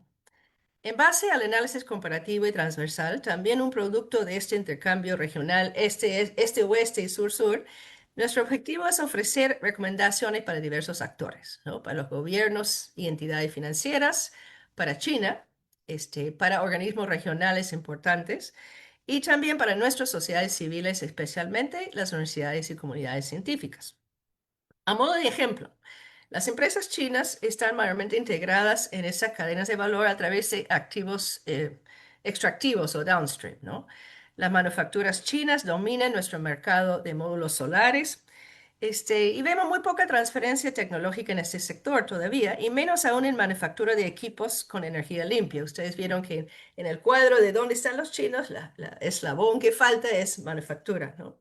Pero América Latina sí se beneficia de los productos y servicios asequibles chinos para promover nuestra propia transición, los buses eléctricos que están en Santiago, Bogotá, en otras ciudades, ojalá que estuvieron en Lima, el creciente número de proyectos solares y eólicos en los países de este estudio, ¿no? Lo que necesitamos de nuestro lado es visión y liderazgo, mayor agencia latinoamericana, políticas y estrategias para una transición propia en la cual China efectivamente encuentra cómo colaborar mejor. En cuanto a financiamiento para la infraestructura energética, que es muy importante, China ha tenido bastante problema para recuperar deudas con países como Venezuela y Ecuador, pero sus bancos y sus empresas siguen participando activamente en grandes proyectos de energía no fósil, ¿no? Renovable, aunque controvertido, ¿no? Necesitamos avanzar también con la infraestructura potencialmente complementaria. Ya mencioné nuestro bellísimo puerto acá en Perú, que todos estamos soñando en que podemos tener una actividad industrial más activa, pero hay otra infraestructura necesaria también para que podamos tener más, compartir en la región en términos energéticos, ¿no? En cuanto a medidas de regulación, y nuevamente voy a citar a mi colega Kehan Wang, porque eso es su área de trabajo. En China hay una discusión interesante entre dos perspectivas, ¿no? La que conocemos siempre de ir con las normas locales, ¿no? Los chinos respetan lo que son las leyes y las normas en el país donde invierten, sean estas más o menos exigentes que las propias chinas, ¿no? Pero más recientemente hay una mayor discusión o compromiso de cumplir con las normas que sean más exigentes, sean las chinas o sean las nuestras. En el caso de América Latina tenemos normas bastante sólidas, ¿no? La implementación es variable, pero nuestras normas, incluso en algunos casos como consulta previa a población indígena, son más exigentes que las de China, ¿no? Y hay cierto interés de parte de autoridades chinas en ir con lo que sean el estándar mayor, ¿no? Este, y también hay un tema asociado al rol de la sociedad civil y la sociedad civil transnacional en su relación con China, ¿no? Ha habido cierta sensibilidad o preocupación de la relación entre organizaciones más activistas, ¿no? No tanto en el lado académico, pero en el lado social, y las autoridades chinas, pero vemos que China está escuchando, aceptando recomendaciones en cuestiones ambientales y sociales por ejemplo, estos experimentos con el mismo gremio minero chino, con ver mecanismos de complaint o de resolución de conflictos que pueden responder a las críticas que han recibido, sobre todo desde nuestra parte del mundo, ¿no? Y termino con mencionar, quizás en relación a lo que fue comentado antes, ¿no? El elefante en la sala, ¿no? Estados Unidos y su relación con China, ¿no? La competencia entre las grandes potencias genera incertidumbre respecto a las posibilidades para mayores avances hacia una transición energética más global, frente a la competencia para acceso a nuestros minerales, ¿no? Y la competencia para control territorial, ¿no? Entonces, termino con unas preguntas más generales, ¿no? Nosotros podemos aprovechar mejor la demanda global esta vez y especialmente el rol de China como líder en estos sectores en la transición. China y otras grandes potencias que son capaces de movilizar recursos buscarán una forma de cooperación eficaz con nuestra región y ojalá con plataformas regionales que trabajan en la práctica. O las grandes potencias seguirán con un aumento de rearmamento militar y tensiones geopolíticas que no permiten mejorar la vida de los ciudadanos y supone un riesgo para el propio planeta, ¿no? Y yo diría, la respuesta hoy día no está para nada clara. Y ahí termino. Excelente, muchísimas gracias, Cintia. En lo que se van conformando algunas preguntas en mi función de moderador, Cintia, dos temas donde sería muy interesante tu opinión, ¿no? Eh, Tú conoces el plan de acción conjunto que acaba de salir la semana pasada en este foro CELAC China 2025-2027, resultados preliminares sobre creciente inversiones verdes no fósiles en inversiones, también en proyectos de infraestructura. Eh, ¿Qué escenarios ves tú si uno ve este plan de acción conjunta reciente en el ámbito de energía? ¿Qué escenarios ves tú viendo además incluso el proceso desde 2015 al 2025? ¿Qué escenarios ves en materia de energía? Temas de sustentabilidad, etcétera. ¿Crees que habrá un cambio sustantivo? Eso depende de América Latina y el Caribe y los respectivos países, depende también de China, depende de este plan de acción conjunta. ¿Crees que se profundizará de hacer más verdes las inversiones y los proyectos de infraestructura? Bueno, mira, Enrique, yo creo que tú conoces mejor que yo la historia del Foro CELAC China. Tú has estado muy cercano en todas esas experiencias. Nosotros desde acá hemos tenido la impresión que es bastante performativo y que entre foro y foro no necesariamente se plasman las buenos deseos y compromisos. Pero el contexto quizás ahora es diferente, ¿no? Hay un contexto mundial diferente en lo cual nuestros países están, creo que más activamente buscando socios en un contexto donde Estados Unidos se ha retirado. O sea, si Estados Unidos se ha lavado las manos y no está interesado en lo que es transición energética, en lo que es en luchar contra el cambio climático, no tiene una agenda verde, ni una agenda antiverde, quizás una agenda brown. Y entonces, en la medida que en nuestro país tenemos un compromiso, creo que yo muy fuerte, ¿no? Sobre todo viendo la situación en varios países donde no tenemos petróleo o se está acabando y necesitamos otras formas de energía, que quizás la búsqueda de relaciones con China es más activa, ¿no? Sigue siendo, creo yo, bastante bilateral entre foro y foro, ¿no? Y una de las cosas que nos preocupa es que los cambios de gobierno son muy, a veces, dañino en el sentido de que white swings de un lado para el otro, aunque estamos viendo que hay, y la lista de acuerdos entre países, al menos que hemos visto, es interesante, ¿no? En materia de electricidad entre Argentina y Chile, en materia entre Brasil, hay algunos bases para la esperanza, creo yo, nuestra, en la medida que nosotros podemos ofrecer a inversionistas, sea chinos o otros, pero China actualmente es la que más tenemos, eh, que podemos ofrecer oportunidades interesantes, de mayor impacto en la región, creo que es un buen momento, ¿no? Yo no tengo miedo a la geopolítica en este sentido, ¿no? Está bien. Y una segunda pregunta, ya se están formulando, hay un grupo de preguntas, pero la discusión que me parece muy valiosa en términos de nuevo de medio ambiente, de inversiones y un intercambio más activo. Esto también se indica en el documento ahí de la CEPAL, ¿no?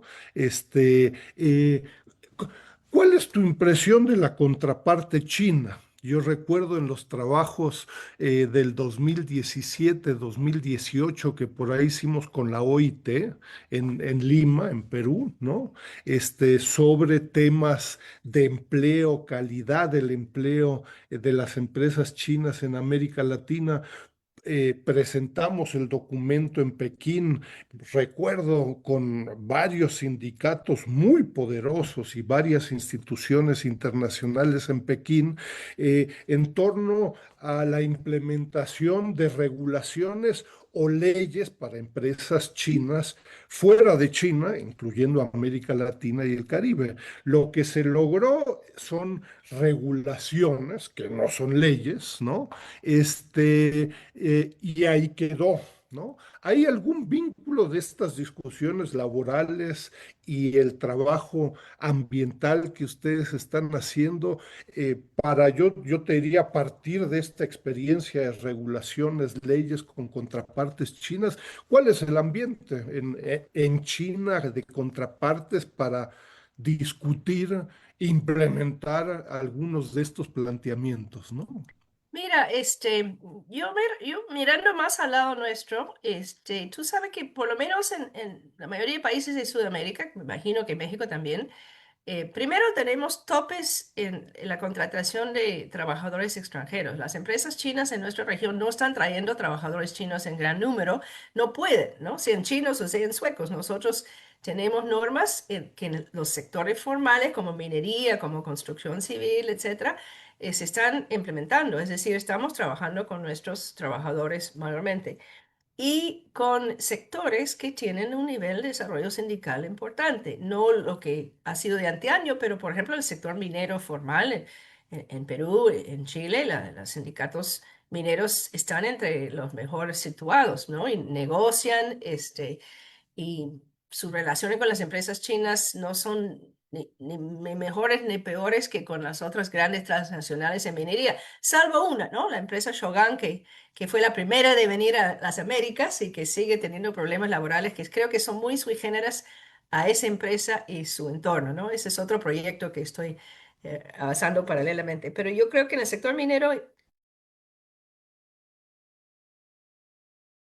también en construcción civil, donde trabajadores de construcción civil han negociado con las grandes constructoras chinas, porque como tú sabes muy bien, además de inversión directa, tenemos eh, empresas grandes chinas ganando licitaciones para infraestructura pública y por lo general las relaciones con los sindicatos han sido adecuados, ¿no? Las quejas no han sido especialmente distintas a otras transnacionales, ¿no? Lo que no conocemos también, y ahora estamos explorando con un par de colegas, por lo menos en el caso de Perú, es los otros aspectos del sector eléctrico, ¿no? ¿Qué tipo de condiciones laborales tienen? ¿Qué tipo de contratación? Si hay más tercerización laboral, por ejemplo, que sí vemos en algunos sectores, si están tratando de bypassar ciertas leyes, eso está todavía una cuestión empírica, ¿no? Pero nuestra impresión es que los principales retos para las empresas chinas en nuestra región no han sido tanto con los trabajadores, han sido mucho más con las comunidades cercanas a las operaciones, ¿no? Que es todo un fenómeno que ellos no vienen con la experiencia previa, las tienen que ganar, ¿no? Hay una pregunta sobre transferencia tecnológica en el chat. Sí, hay en horarios, Cintia, desde las 10:37, ¿no? Hay varias preguntas, por favor, tomas las Uh, preguntas que te parecieran más relevantes, de interés, ¿no? De Ok, tema ¿qué que... perspectiva para México? Eso lo dejo a Enrique. Nuestro proyecto es un proyecto sudamericano por falta de conocimiento nuestro, pero encantados de colaborar con gente en México que obviamente tiene una dinámica muy distinta que la región más al sur, ¿no? Y a mí, y en realidad tengo muchas ganas de ir a México y comparar lo que ustedes están haciendo en ese sector, esos temas, con lo que está pasando en nuestros países, ¿no? Em, la pregunta sobre transferencia tecnológica, había uno por ahí que me parece importante, porque ese es el tema que siempre queremos mejorar en las negociaciones, ¿no? En nuestro caso, en el caso de Chile, incluso en los tratados de libre comercio, tratamos de incorporar más sobre inversión y transferencia tecnológica. El caso de Chile para nosotros es especialmente interesante porque el gobierno actual de Chile ha tratado de rehacer la política nacional en litio para exigir de que los concursantes, lo que van a invertir en los nuevos proyectos de litio, se comprometen también no solamente en la extracción de litio, sino en inversión en actividades de valor agregado. Y tenemos este caso de una fábrica de, creo que iba a ser cátodos de litio, no, no baterías completas, que es otro nivel, pero una fábrica de BYD que fue anunciado con mucho interés y mucho compromiso de las partes y actualmente está, si no cancelado, suspendido. Por un tema interesante, los chinos se quejan de lo que Chile llama permisología, nosotros tramitología, los problemas regulatorios no eficientes de nuestro lado, pero también creo que por condiciones de mercado, ¿no? Entonces, el caso de Chile es un caso que nos interesa a todos seguir, ¿no? Si van a lograr o no que la inversión, que en el caso del litio, tenga valor agregado, ¿no? En Argentina y en Brasil hay avances interesantes como lo que mencioné, ¿no? Volviendo a lo del foro CELAC y las recientes interacciones de América Latina con China, Enrique, quizás es mi sesgo universitario, pero hay un tema fundamental que es la capacitación de nuestra gente, ¿no? Y nuestra gente en estos sectores, ¿no? No la minería tradicional, sino la nueva minería, la forma de extraer litio, los procesos de valor agregado de estos minerales críticos y raros, como también la energía alternativa, la energía renovable. China tiene muchísima experiencia, nos ganan décadas, ¿no? Y la posibilidad de realmente capacitar a nuestra gente es clave, ¿no? Y bueno, me da pena decir que frente a la posición de Estados Unidos, frente a estudiantes extranjeros, no es que tienen todos que ir a China, pero sí creo que tenemos que mirar a países que están avanzando en esto y capacitar a nuestras nuevas generaciones de profesionales, científicos, ingenieros, etcétera, ¿no? Mira, veo dos preguntas que parcialmente las has abordado, ¿no? Una de Alejandro Ikengari Vargas que dice, ¿existe en forma medianamente realista la posibilidad de que América Latina no reprodujera la dependencia energética que se tuvo de parte de Estados Unidos y de la Unión Europea y ahora con China, ¿no? En materia energética y cuál es el interés o cuál pudiera ser el interés de China de apoyar, integrarse, cooperar con América Latina en materia energética. Bueno, hay varias formas de responder, ¿no? La forma más básica es que ellos tienen mucha producción y lo tienen que este, colocar en algún lado. Algo así como 97% de todos los paneles solares y los wafer que estamos usando vienen de China, ¿no? Y van a seguir viniendo de China por el exceso, por los precios y la calidad de eso, ¿no? Entonces, en términos de que nosotros instalando parques eólicos y parques solares, tenemos el equipamiento chino y los chinos tienen también una necesidad de colocarlo, ¿no? Pero creo que también, tanto por razones de mercado como por razones políticas y geopolíticas, a China le interesa mucho posicionarse como el líder de la transición energética global. Tenemos la Unión Europea con sus altibajos, pero que son muy avanzados en regulaciones verdes, y tenemos a China que está logrando avances notables, ¿no? Por cualquier indicador que podemos tener, ¿no? Y ahora tenemos la otra potencia que temporalmente y quizás por un buen tiempo está yendo para atrás, ¿no? En burn baby burn, en drill baby drill, ¿no? Entonces, yo sí creo que a China le interesa por razones económicas, comerciales y por razones de este liderazgo global, seguir apoyando en lo que es las diversas eslabones de la cadena. Lo que sí creo nuevamente, y es casi un cliché, es que nuestros países necesitan liderazgo, necesitamos plantear inversiones y colaboraciones eficaces. Y un aspecto lamentable que hemos visto, hemos mirado solo estos 4 países el proyecto, cuáles son sus políticas energéticas recientes, qué nivel de acuerdo, de consenso y de acción hay en cada gobierno, ¿no? Y encontramos lamentablemente un poco de todo y muy pocos avances, ¿no? Con la excepción, yo diría que Chile y en este último gobierno en Colombia también, que Colombia tiene un reto mayor, ¿no? Porque Colombia es un productor de petróleo y carbón, ¿no? Y Colombia tiene una transición que también tiene un aspecto laboral muy fuerte, ¿no? Chile, como no tiene petróleo, tiene la bendición de no tener hidrocarburos, Chile ha tenido que innovar, y el porcentaje de energía en Chile, que ya son energía renovable o energía no fósil, más limpio, es notable. Entonces, yo sí creo Ay, que si nos dejan seguir haciendo negocios con China y como el resto del mundo, hay bastante potencial para nosotros plantear inversiones interesantes.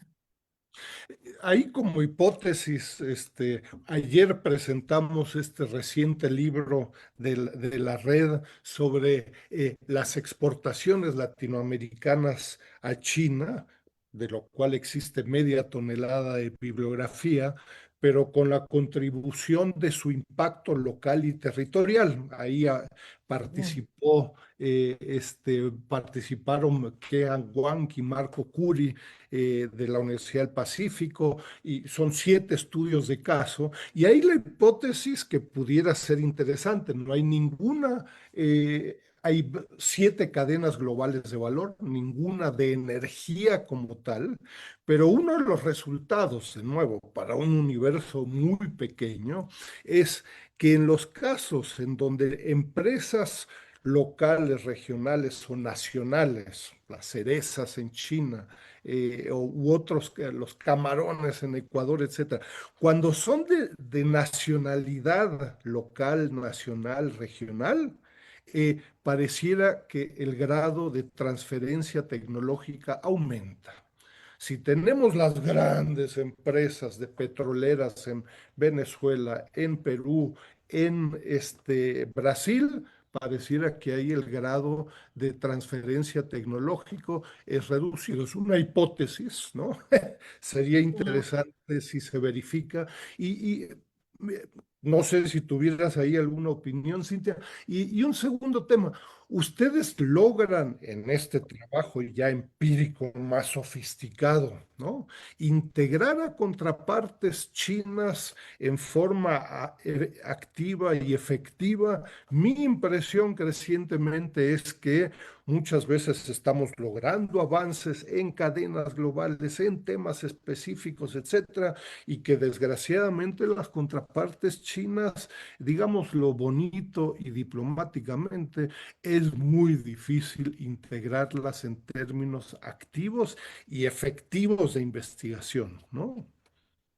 Mira, yo quiero resaltar esto porque para nosotros y para yo como alguien que ha promovido estos estudios, inspirado por tu ejemplo y muy pocos otros en la región, nosotros hemos puesto muy alto valor en colaborar con colegas académicos pares en China, ¿no?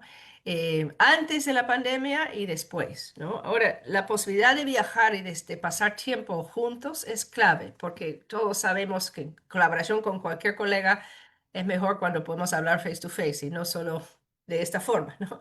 Pero este proyecto es especialmente alentador para nosotros porque sí, estamos trabajando con el Program for Public Finance, Development Finance en la Universidad de Pekín, en el Institute for New Structural Economics, dentro del instituto a este programa, con una investigadora senior y 3 juniors muy de la misma generación de Kehan, por ejemplo, o sea, postdocs, que ha sido muy alentador. Ahora, ellos están focalizando en un aspecto del tema que es qué están haciendo las entidades financieras chinas ahora en América Latina y qué podrían hacer mejor. Y obviamente ellos están haciendo una gran base de datos de dónde están las financieras chinas en todo lo que son minerales críticos y energía en nuestra región. Y lo hemos ayudado también a hablar con entidades financieras nuestras, con el BID, con la CAF, con algunas otras. Y esto, como ellos tienen acceso a autoridades y tomadores de decisiones, sus canales de influencia son diferentes que las nuestras, pero creo que ha sido importante. Y un tema a modo de ejemplo, las hidroeléctricas, ¿no? En Chile, en Argentina, en otros casos, las grandes represas y los proyectos hidroeléctricos en Brasil han generado mucha controversia, mucha resistencia social, también mucha energía, ¿no? El caso de Ecuador, que Coca-Cola Sinclair genera como la cuarta parte de electricidad en Ecuador y la cuarta parte de tesis críticas sobre inversión china en América Latina. Y que nuestros colegas chinos se enteran de esto, que dialogamos sobre si energía renovable limpia siempre se está cumpliendo y para quién, ha sido muy importante. Y no es fácil, No, pero no, no. tú lo has No, hecho no, y estamos tratando me de da seguir el ejemplo. curiosidad y lo hemos tratado de hacer durante mucho Sí. tiempo y mi impresión es que con cada paso que nos concentramos más en temas territoriales, empresariales, etcétera, nos quedamos con menos contrapartes, ¿no? Pero bueno, habrá que Pero seguir. lo que Kehan y yo hace poco viajamos a China y entrevistamos a algunas de esas organizaciones, asociaciones al nivel de gremio chino y de ONGs asociados a gremios que están con mucha timidez y con mucho cuidado tratando de pilotear algunos grievance mechanisms, por ejemplo. Están empezando en Indonesia, donde hay inversiones chinas que también han sido muy controversiales alrededor de zonas industriales, de tratar de ayudar con una suerte de conflict mediation de cómo las comunidades que se siente que la empresa misma no los escucha pueden tener un second level eh, de ventilar sus preocupaciones y esos son alentadores, ¿no? Nosotros obviamente tenemos un movimiento social y ambiental en América Latina mucho, con expectativas mucho más altas y rápidas, Mm. pero creo que También, bueno, China está habrá que escuchando, ¿no? está bien, muy bien. Bueno, habrá que darle seguimiento. Felicidades, ¿no? Yo a los que nos escuchan no puedo más que invitarlos a revisar el trabajo que están haciendo ahí en la Universidad del Pacífico y en el centro que coordina Cintia, ¿no? Muy valioso, ¿no? Me parece que muy significativo y bueno, estaré al Bienvenidos, tanto. tenemos mucha gente, estamos recibiendo varios doctorandos de otros países, de Brasil, de Chile, de Alemania. Mm. Bienvenidos los jóvenes investigadores, porque eso es lo que tenemos que formar, ¿no? Fantástico. Muy bien, Cintia, pues no te quitamos más tiempo, 10:59. Gracias por tu tiempo, ¿no? Ok, Yo sé que muchas estaba, gracias, Enrique, y gracias a todas las personas que nos han escuchado aquí. bueno, buen día, hasta luego. Gracias. Seguimos en